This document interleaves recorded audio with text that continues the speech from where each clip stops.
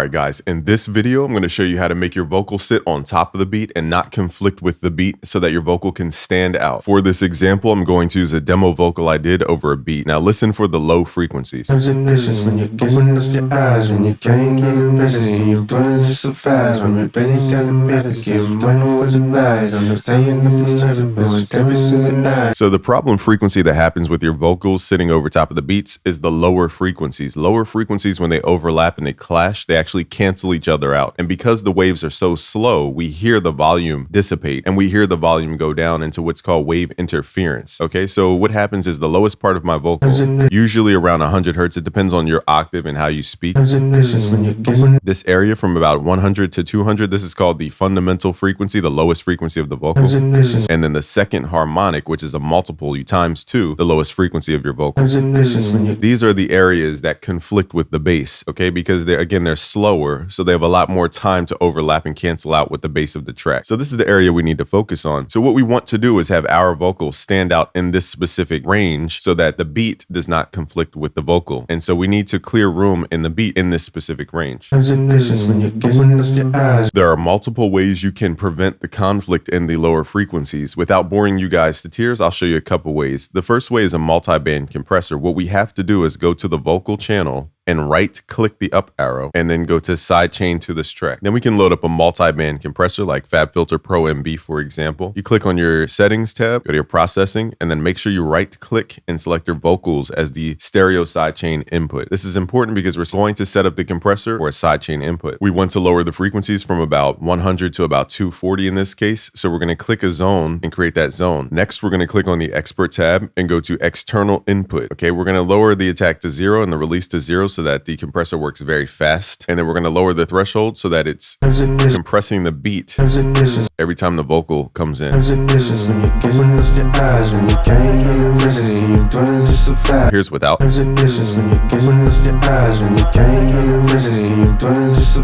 Okay, it's very just messy and muddy.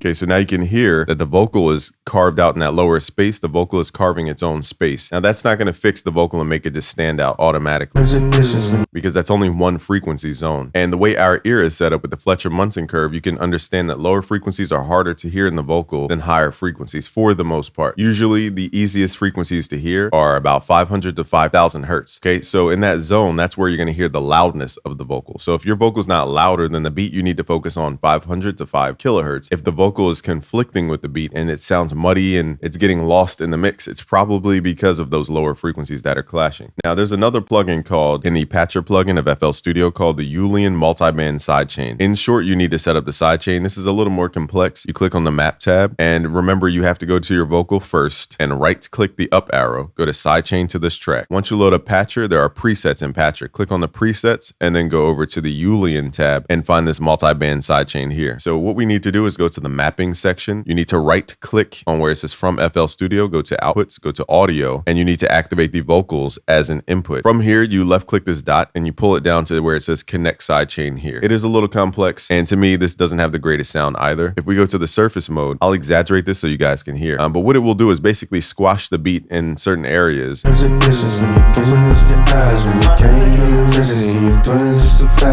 See how the beat's like. So what's happening is the vocal is sidechained over top of the beat, but you're compressing the beat so much that it's losing its identity.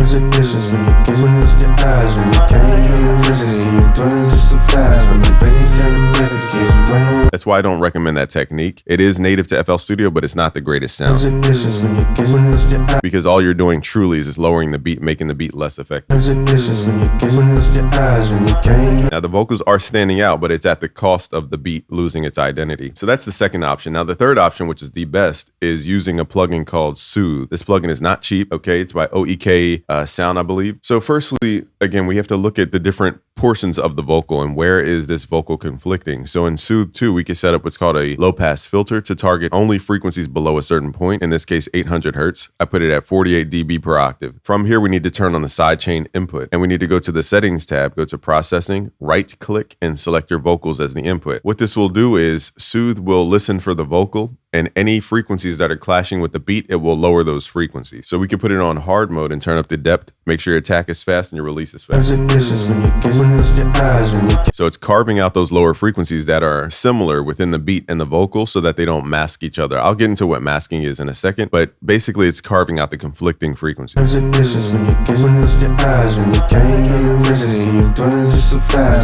Now this is not a how to mix vocals tutorial. I'm showing you why your vocals aren't standing out over the beat. So let's listen to the low frequencies. We're going to do a low mid test, and we're going to listen to the zone from 100 hertz up to 400 hertz. And I'm going to turn this plugin on and off, the Soothe plugin. I want you to listen to how it affects the smoothness of the sound. Now let's A/B Soothe. Firstly, we're going to focus on the low end. I want you to listen to the low end of the beat and how the beat sounds muddy at first, and then it becomes a little more clear. Here's with it off.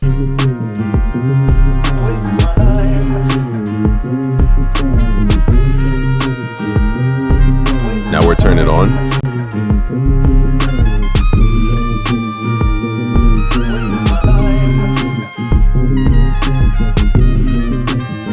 Let's turn it back off.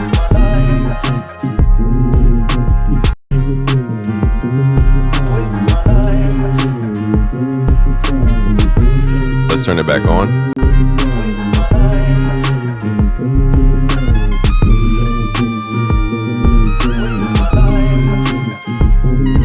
Okay, so it's clearing up that space in the low mids so that the vocal can rest there without conflicting with those lower bass frequencies. So that's why I focused on the low mid. Now there is some conflict in the high mids, but it's when you hear conflict in the high mids, it doesn't sound like a volume drop. It sounds more like a chorusing or a phasing. So it's not the same way we can detect audio in the higher frequencies, but technically speaking, this vocal from about 800 to about 9 kilohertz has some conflict with the sample because it's a brass sample. So they have a lot of frequencies that are overlapping and canceling each other out. But because the frequencies are so fast, you don't hear the audio dropping out as much. Okay, so what we can do is set up Soothe for the high frequencies as well. So we're going to set this up so it's a bandpass, and it's only targeting frequencies from about, again, 900 to about 9 kilohertz. We're going to have the sidechain input. Go to your settings, go to processing, make sure the input here is your vocal by right-clicking to select your vocal. So in Soothe, again, the goal is when it hears the vocal, it's looking at the frequencies and it's trying to figure out which frequencies the beat has that the vocal has, and it removes the vocal frequencies from the beat. So this is why people use Soothe, because it's so fast and it's so clean. And I have some extra settings here with the sharpness turned up and the selectivity turned up as well. Okay, so this is the zone that we're listening for, the high mids.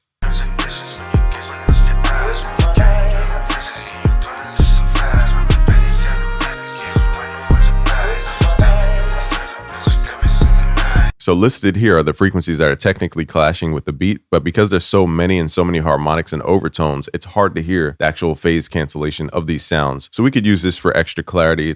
You're not going to hear the volume dropouts originally, but you will hear the clarity.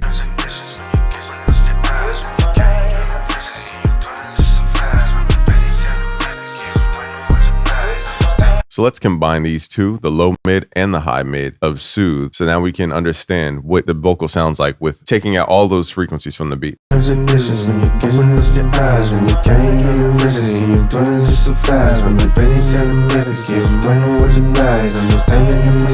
Let's turn these effects on and off. Here's on. Let's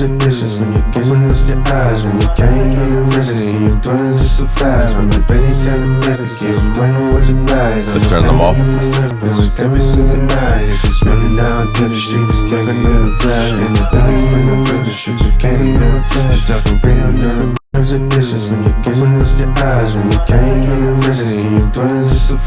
turn them back on.